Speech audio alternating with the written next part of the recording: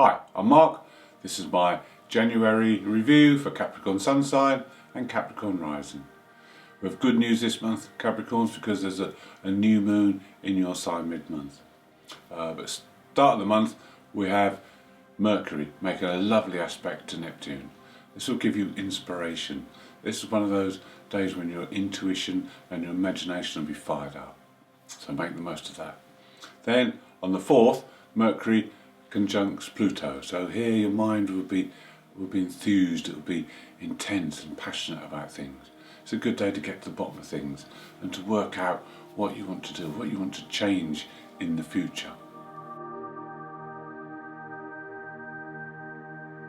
On the 7th, we have another good aspect, this time between Jupiter and Chiron. Jupiter's in your second house of finances, Chiron's in the house of the home.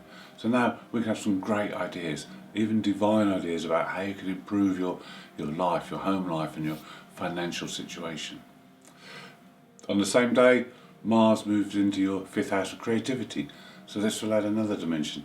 The 5th house is Taurus, so it's a fellow earth sign, so at some point during the next month Mars will be making a positive aspect to your Sun. So it's another very fortunate time for you. You could really get things together now. It's been difficult over the last year for you with so many planets in your sign, but now things are starting to move forward and things will start to happen.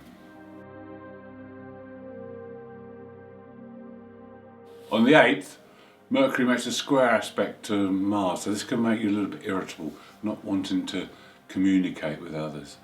And on the same day, the Sun makes an aspect to Neptune, so there's an element of escapism here where you want to get away, and daydreaming is very prolific on a day like this. Then on the 9th, it's time to get down to some work because Mercury moves into Aquarius, which is your second house, but it forms a conjunction with Saturn. Now this is good to do paperwork, your budget planning and your expenditure. It's good to look at your finances and to get them all sorted out. On the 11th, there's a positive aspect where Mercury conjuncts Jupiter, so you'll be full of buoyancy and optimism, and this is great for ideas and for planning business and social things. It's good for seeing the bigger picture, but not so good at the detail. That's why you best to do the detail when Mercury conjuncts Saturn. But the not so good news on this day is that Mars makes a square to Saturn, and this can cause hold-ups, frustrations and delays. Saturn's in your financial house, so there could be hold-ups when money's concerned, maybe payments not going through. Mars is in creative house now and wants to push forward, but Saturn is putting those limitations forward. So you need to overcome this. This is going on for 5 days, so you need to step back a bit and not bang your head against the wall because it's not going to do you any good. Either find another way around or ease back until you can move forward again. On the 12th, there are 3 more squares. There's a lot of squares in January, so there's a lot of challenges. But also, there's a lot of work that can be done to improve things. So, first one, Mercury squares Uranus. This again could be upsets, it could be delays or hold-ups. But the positive side of this one is that you can come up with some great ideas, new ideas, exciting ideas. There's another square from Venus to Chiron. Chiron's in your 4th house. There's a chance here to heal any rifts around the family or the home. And then the 3rd square is from Neptune to your North Node. Now there's a fated feel about this. Neptune will dissolve things around you so that you'll be able to see clearly. It may feel like you're losing things or things are falling away, but Neptune will dissolve things around you so that you can see clearly your way ahead. The North Node is our spiritual way forward. This is in your 6th house, so your routines, your daily work, you'll be able to see where you're going, you'll be able to see where you need to make changes and where you need to go in the future.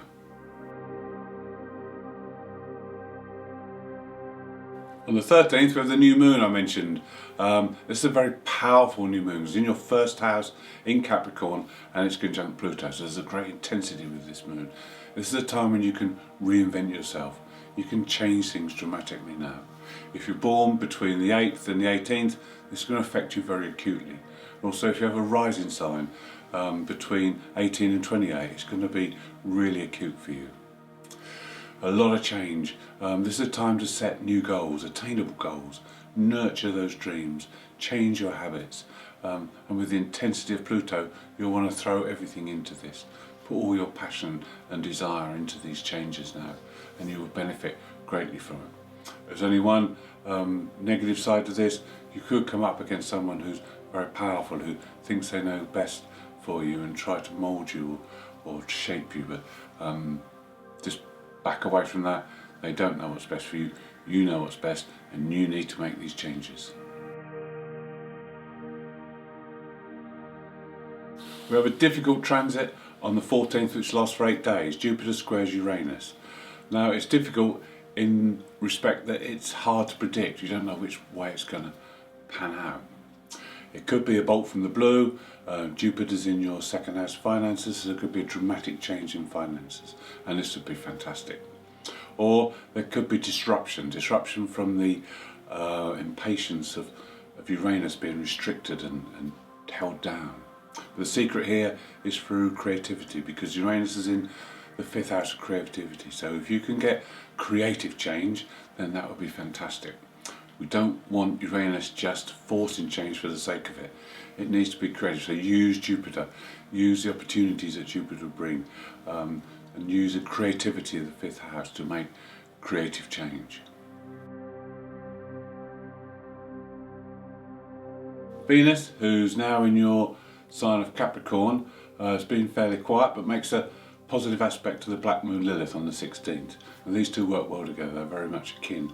And the Black Moon is in your 5th house of love and creativity. So this aspect will create excitement and passion, and you'll be able to align yourself with what's best within relationships. Then on the 19th, there's another difficult aspect. This time Mars conjuncts Uranus. And this can result in sudden outbursts, sudden disruptions, and this is again another difficult one to handle. So you need to be wary, and you need to be careful, because this can also cause accidents. If you don't concentrate, if your mind's on things, it can cause accidents. So be careful operating machinery, or if you're driving. Now the best way to channel this energy is to start a new project, a creative project, because it's in your 5th house. So if you can use this energy in a creative way, it will be much better for you, and you won't get these sudden upsets and disturbances. This lasts for 5 days, so you need to channel that energy for all of those days. On the 20th, the Sun leaves your sign, goes into Aquarius in your 2nd house of finances. Jupiter, who already is in that house, makes a square aspect to Mars, who's in the house of creativity in Taurus. So this is a positive aspect. You could have a week now of great success, but you need to make sure you use the energy wisely, because in the background we still have that Mars-Uranus disruptive influence. So you need to harness the energy physically and psychologically, so that you can make this a creative time. This could be a very fortunate time, because you could have like the Midas touch, where everything you touch turns to gold. But you need to be careful, because you don't want to be too impulsive. You don't want to be too rash. You need to keep things controlled. Use the energies in a creative way, and not let them use you in a destructive way.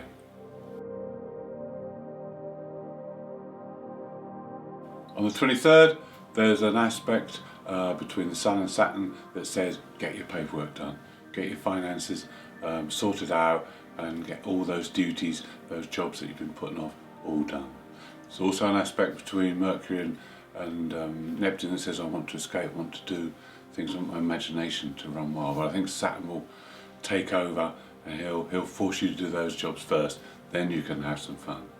On the 26th, the Sun makes a square to Uranus, and this is another day when you can expect the unexpected. Things can happen if the energy is not channeled correctly. Accidents can happen, so you need to be very careful again on this day. The best way to channel this energy is to try something exciting and new, but without ruining things, without causing too big a disturbance. Just try something that will lift your spirits and let your spirit come out and play. On the 28th, there's a very busy day astrologically, because there's a full moon and there's also 4 other aspects going on all at the same time. The full moon is in your 8th house in Leo, so this affects the heart. So everything you do today, you must consider it through the heart. Also, the 8th house is about shared resources, so these could be highlighters as well. But the main theme is about balancing between you and others, and your needs and others' needs, and seeing if you can balance that out. There's also some demands from the home area, because Chiron's in the home and Saturn makes a positive aspect there, so there could be duties and responsibilities that you need to perform around the home. There's also an aspect between Venus and Pluto, which adds an intensity to this, and this could mean you may want to escape things through love or a love affair. Mars comes together with Black Moon Lilith, so again love is highlighted again here, so there's themes building up. But this is a difficult aspect because there could be things that come up that you're not satisfied with, that you're not happy with, but you don't want to act on them straight away, because on the 30th the sun will shine a light on that aspect and the truth will be seen. So you don't want to be too hasty. Wait until you know the truth and can see the truth before you know the changes you have to make. Thank you for watching. Hope you've enjoyed the video. If you'd like to see more, please subscribe. If you'd like to leave a comment, I'll be glad to hear from you.